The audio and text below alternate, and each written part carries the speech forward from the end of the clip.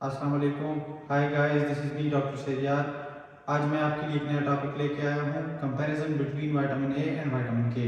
लेकिन नया topic discuss करने से पहले ये बात करना चाहूँगा कि आपको मेरा पिछला टॉपिक पसंद आया होगा। मेरी वीडियोस देखने के लिए मेरे चैनल को लाइक करें, सब्सक्राइब करें, शेयर करें और बेल आइकन प्रेस करना ना भूलिए। तो गाइस, आज नया टॉपिक जो है तो comparison between vitamin A and vitamin के। तो आज डिस्कस करेंगे पहले विटामिन ए। विटामिन ए और विटामिन के बेसिकली हमारे पास चार फैट सॉल्युबल विटामिन है, विटामिन ए, डी, ई और के। विटामिन ए और के का कंपैरिजन आज हम करेंगे। Vitamin A fat soluble vitamin है जो कि एक्टिवली हमें सिर्फ एनिमल सोर्सेज से मिलता है। अगर वो प्लांट सोर्स से हमें मिलेगा तो वो इनएक्टिव फॉर्म में होगा या प्रिकर्सर फॉर्म में होगा। वाइट विटामिन के जो है तो ये फैट सॉल्युबल विटामिन है। It is found actively from both plants and animal sources.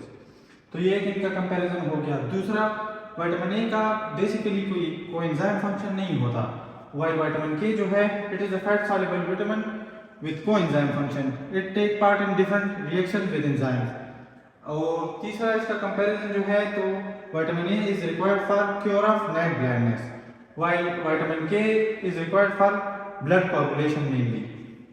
और विटामिन ए की हमारे पास 4 फॉर्म्स प्रेजेंट होती हैं, रेटिनोल, रेटिनाल, रेटिनोइक एसिड और बीटा कैरोटीन। रेटिनोल, रेटिनाल और रेटिनोइक एसिड जो है तो ये हमारे पास एनिमल सोर्स से है और बीटा कैरोटीन प्रिकर्सर फॉर्म में है क्योंकि ये प्लांट सोर्स से है। और विटामिन के की जो है तो 3 फॉर्म्स है, vitamin K1, K2, K3। Dietary sources of vitamin A are fish liver oil, carrots, liver and kidney, while dietary sources of vitamin K are cabbage, spinach, cauliflower and dairy products like milk, butter, etc. So we will proceed to functions of vitamin A and K.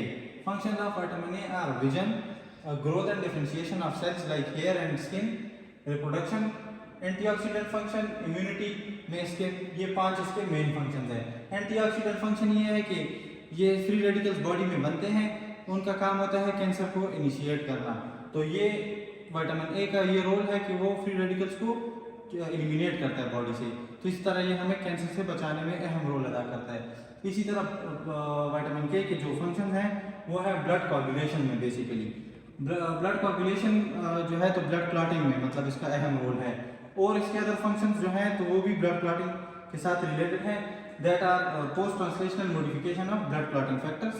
एक इसका ये role है। दूसरा इसका जो है तो blood clotting factors की जो सिंथेसिस होती है लिवर में उसमें इसका रोल है, सच एज फैक्टर 2, 7, 9, 10 और प्रोथ्रोम्बिन फैक्टर में इनको सिंथेसाइज करने में विटामिन के का रोल होता है। दूसरा, जब ब्लड क्लॉटिंग फैक्टर्स बनते हैं तो इनएक्टिव फॉर्म में होते हैं तो उनको एक्टिवेट करने में भी विटामिन के का रोल होता है। So activation of blood clotting factors by gamma carboxylation. Gamma carboxylation उस रिएक्शन का नाम है जिसके थ्रू जो है तो विटामिन के एक्टिवेट होता है और उसमें हमें विटामिन के, कार्बन डाइऑक्साइड और ऑक्सीजन की जरूरत होती है। विटामिन के हमें एक दूसरा इसके लिए भी रिक्वायर्ड होता है कि प्रोथ्रोम्बिन जो है इनएक्टिव फॉर्म में होता है उसे एक्टिवेट करके जो है थ्रोम्बिन फॉर्म में कन्वर्ट कर देता है। तो विटामिन के का एक ये अहम रोल भी है। दूसरी डेली रिक्वायरमेंट की तरफ जाते हैं। जो रिक्वायर्ड डेली अमाउंट होती है बॉडी में वो मेल्स में विटामिन ए की 3500 है, फीमेल्स में 2500 है। अगर मिलीग्राम्स में हम जाए तो 1050 मिलीग्राम्स जो है तो मेल में रिक्वायर्ड है विटामिन ए और 750 मिलीग्राम रिक्वायर्ड है फीमेल्स में विटामिन ए। इसी तरह विटामिन के की जो रिक्वायर्ड डेली अमाउंट है वो 70 to 140 माइक्रोग्राम पर डे है। इसकी जो हाफ अमाउंट है वो इंटेस्टिनल बैक्टीरिया जो है तो ह्यूमन बॉडी में प्रोड्यूस करते हैं और हाफ हम डाइट से ले सकते हैं। नेक्स्ट जो है हेडिंग डिफिशियंसी की, तो विटामिन ए की डिफिशियंसी जो है तो वो हमारे लिए नाइट ब्लाइंडनेस काज कर सकती है, ज़ेरोफ्थेल्मिया काज कर सकती है और केराटोमलेशिया काज कर सकती है। नाइट ब्लाइंडनेस तो नेम से क्लियर है कि रात के वक्त उसकी विजन इफेक्ट होगी। दूसरा जो है तो ज़ेरोफ्थेल्मिया, ज़ेरोफ्थेल्मिया जो है तो ड्राइनेस ऑफ कंजक्टिवा और कॉर्निया होता है।